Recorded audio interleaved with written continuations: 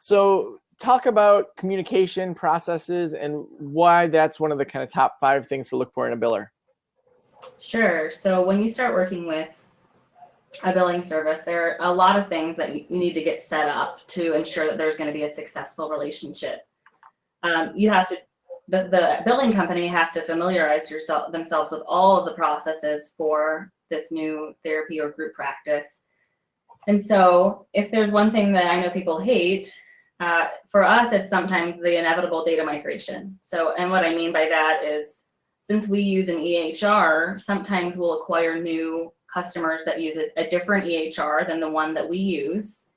And so we have to spend 30 to 45 days pulling all of the patient information and aging and insurance demographics for all of their practice. And so it's really important when you're looking for a biller to make sure that the company that you're going to work with, especially if there's a data migration, has a process for that.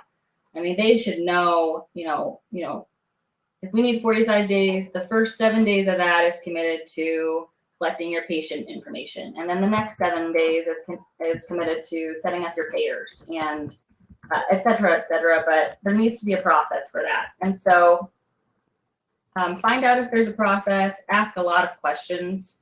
And then if there's not a defined process, I would say run the other way. Right. If they're not able to quickly answer some of those basic questions, then you're probably in danger of having a really messy data migration. And that's something that, people hate data migrations in the first place, and they want to be taken care of and know that that's going to go smoothly and that nothing is going to get missed. Because, as we were saying earlier, if you don't set it up right the first time, it can take a lot of time and effort to go back and fix that. Well, I even think about if I was to leave my email service provider, Aweber, or if I was to leave PayPal, where most of the payments go through for practice of the practice.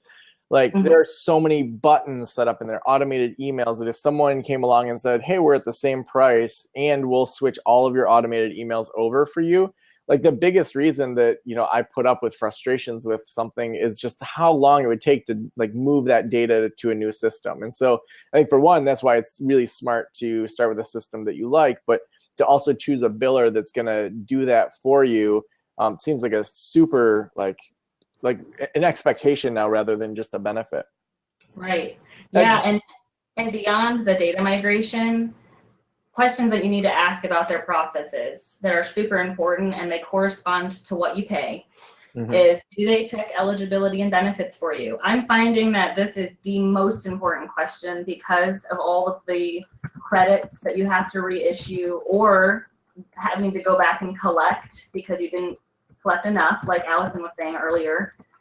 And then how often do they submit claims to insurance?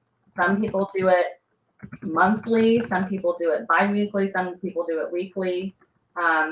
It's pretty hard to find an insurance company that will do it daily unless you have someone in your office. The other really important question is, do they follow up on rejected claims?